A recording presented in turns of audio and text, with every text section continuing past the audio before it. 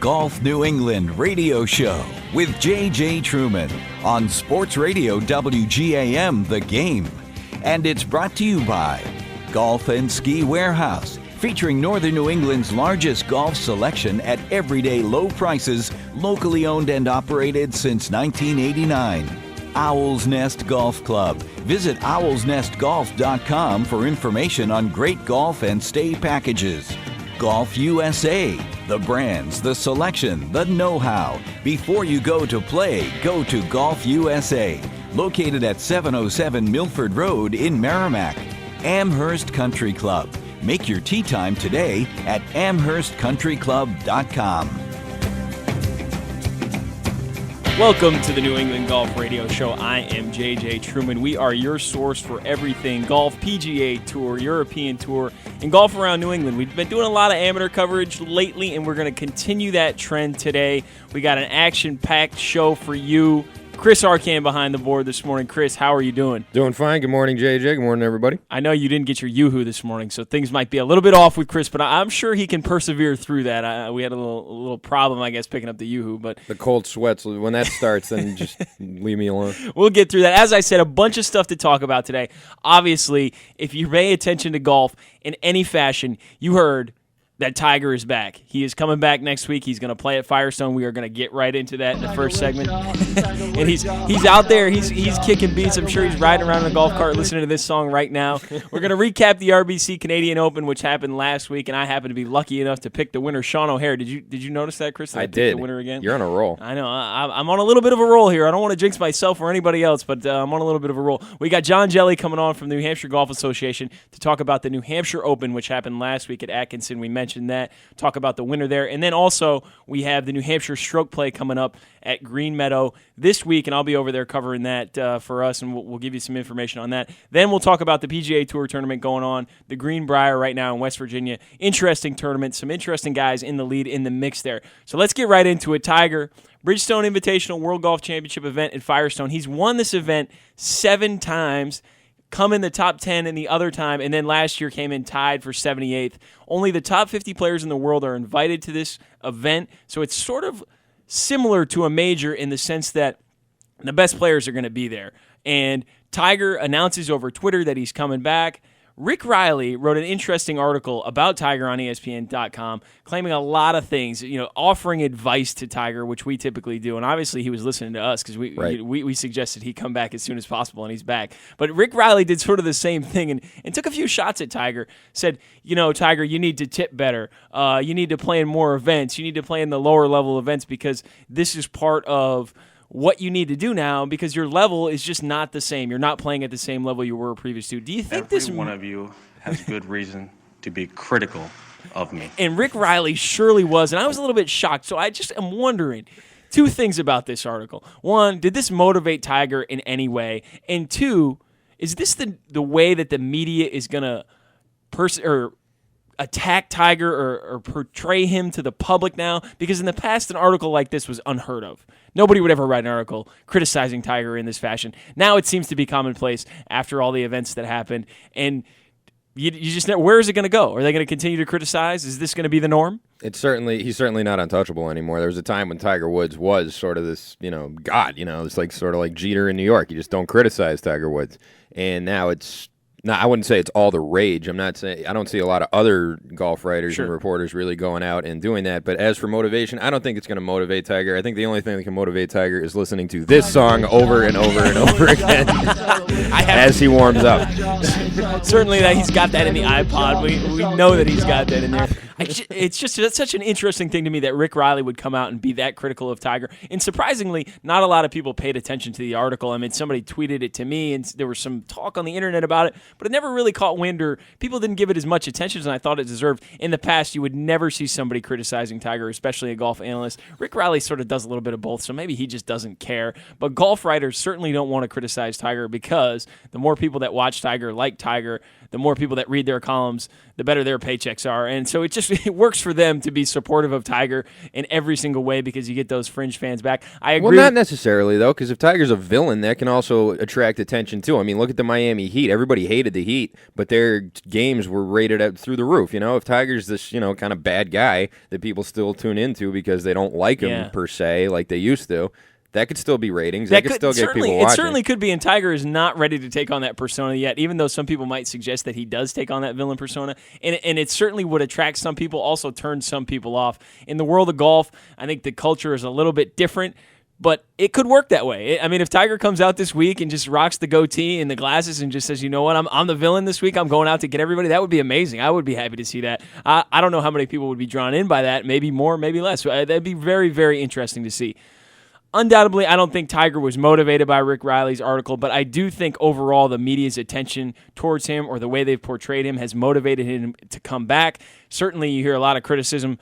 In some cases, it's probably a little bit more personal than others. In some cases, guys care and they don't care as far as media members. But I think the overall picture of the media talking about Tiger, when's he going to come back? Is he any good anymore? Are people scared of him? All those things certainly played a role in him coming back. And hopefully he's 100% healthy. So that moves on to the next point.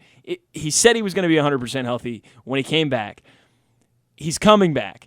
Do you think he's 100% healthy? I mean, the rumors are that he hasn't really hit any full golf shots, and they don't really know what he's been doing besides chipping and putting. He hasn't worked with Sean Foley. So nobody really knows whether or not he can swing the golf club at full capacity in a tournament round. And is he living up to his guarantee, or has he just had enough and said, you know what, I'm going to come back. This is an event where I'm comfortable. I've won before. I like this golf course. I need to get back on the course. What do you think, 100%, or just I'm going to show up at this event, see what happens, I'm comfortable there? I think it's closer to column B than it is to column A, but the big thing that everyone's sort of missing here is that Tiger Woods' 100% is something different than it used to be.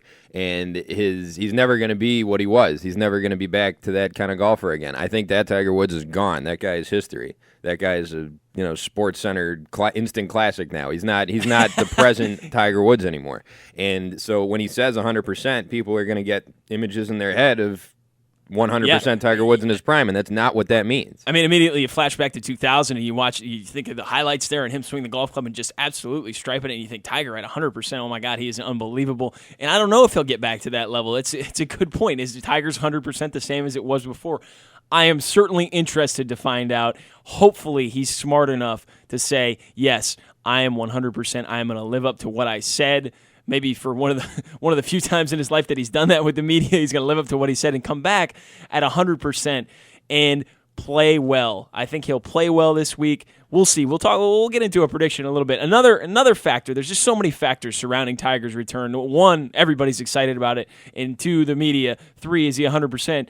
4, caddy, Byron Bell. Somebody we talked about last week. Is he going to pick a friend? This guy is a longtime friend. Certainly his wingman was implicated many, many times in Tiger's infidelity scandal. You don't know the truth to that. That's just, it's whatever you want to call it. It's TMZ stuff.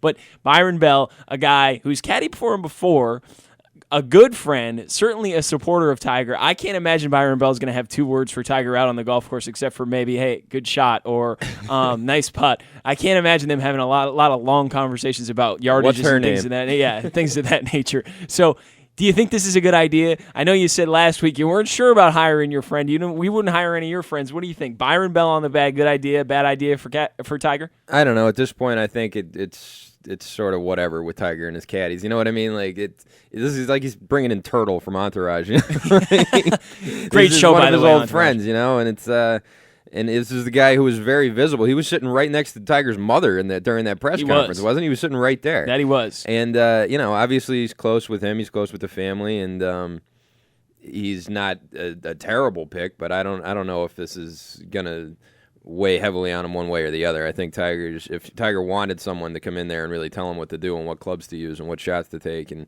when to lay up and when not to, he would have gotten somebody like that. He's not interested in that. He wants to go out and kind of play his own game, and I think that's fine. Yeah, and this is interesting. a lot of rumors swirling after he dumped Stevie Williams that Sean Foley might be next. As you know, he just picked up Sean Foley as his instructor this year. Hasn't really worked with him yet. Apparently, they've come up with a long-term game plan, and they're saying all the right things to the media. Who knows how much of that is true? However, gets a friend on the bag, somebody who's done it for him before. I don't think it's that big of a deal. Like you said, if he wanted somebody that was going to caddy, a professional caddy, give him yardages, give him numbers, talk to him about shots and things of that nature, he would have gone out and got him. There's just not a lot of people out there that are available right now as well. That certainly plays a role in this. So I don't think Byron Bell will have any impact on his performance at the Firestone. I think I could go out there with Tiger, or you could pick anybody off the street, throw him Tiger's bag and say, hey, carry this. When I say give me the 7, you give me the 7-iron, and he would be fine. So as far as it being a good idea, to me it's totally irrelevant. I know there's some people out there, and we had a caller last week that called in and said, I think losing his caddy is going to have a huge impact. I'm not one of those people. I don't think that's going to be the case. However, we'll see. Maybe it will maybe it will play a role. It can certainly affect your course management. Rory McIlroy had an incident earlier this week on Twitter where he was being criticized about his course management, and actually one of the golf writers was criticizing his caddy for allowing him to hit certain shots. Now, that just sounds weird to me. You know, your caddy allows you to hit certain shots. Like, Mom, can I hit the 3-wood here? You know, am I allowed? No. Am I allowed to lay up on this par 5, or do I have to go for it? Now, I think at the end of the day, in 99.9% of the relationships and shots that guys hit on the golf course, the player is the one who makes the ultimate decision, and they are the one who's going to live with the onus of whether they win or lose. Certainly, the caddy can influence them if they're very strategic and intelligent about the way they communicate with their pro, but end of the day, Rory McIlroy is the one who's hitting the shots. Tiger Woods is the one who's hitting the shots. He's the one who makes the final decision. You know, it's as though they bring them the proposal. They say, okay, maybe we should lay up with the 7-iron. And the boss says, no, I didn't like your PowerPoint presentation. That's not going to work for us. We're going to hit the 3-wood and we're going to go for it. So end of the day, I don't think this has any impact on the way he performs this week. Byron Bell on the bag, no big deal. So the question is now, where does he finish? As I said, top 50 players in the world. A whole lot of talent in this field out there. Although this is a place where he's comfortable, he's won before, played really well except for last year. I'm sure he's forgotten about last year already. Tied for 78th, did not look good, didn't look healthy, all those things. What do you think, Chris? Are you going top 10? Are you going runaway victory? Or are you going dead last? I'm going to go top 10. And I say he's in the lower half of the top 10 between 5 and 10. I'm going to say he's either 5th, 6th, 7th, 8th, or 9th, or tied for one of those things with several other people. There's a lot of talent in this tournament, like you said, and there's a lot of guys who are really hitting the ball well, who have been playing more consistently than him, and that's the only reason I'm not putting him higher up there. I think he's going to have a real good round, and I think he's going to play very well.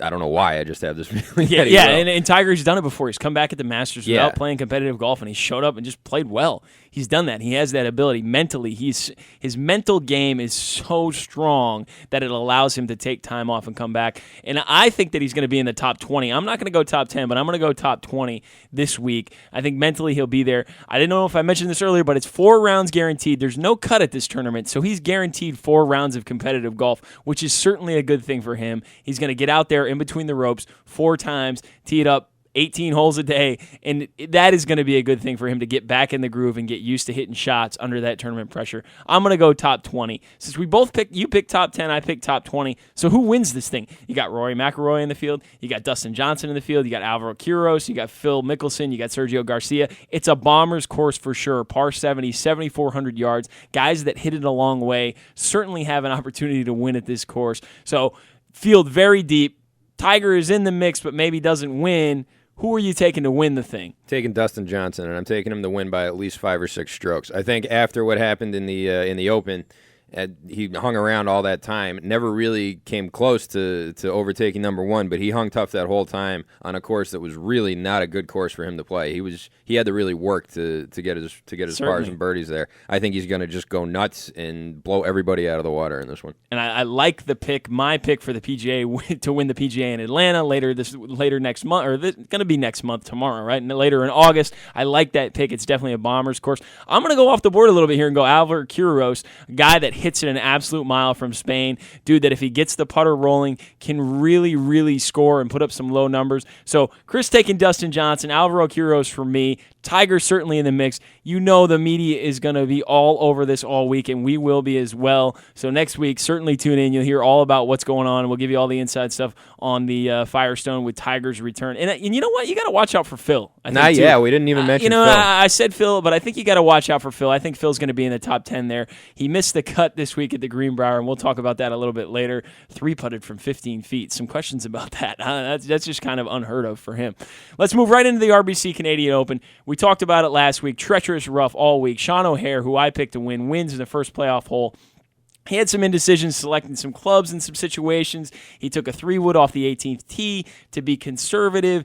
But if you watched him swing the club on Sunday, looked very, very, very confident, which is always a good thing for him. As I said last week, he's a guy that hasn't had a lot of confidence on the golf course. Saw him at the Travelers, did not look comfortable. Looked really, really comfortable up there. He actually gets up and down for bogey in a playoff on the 18th.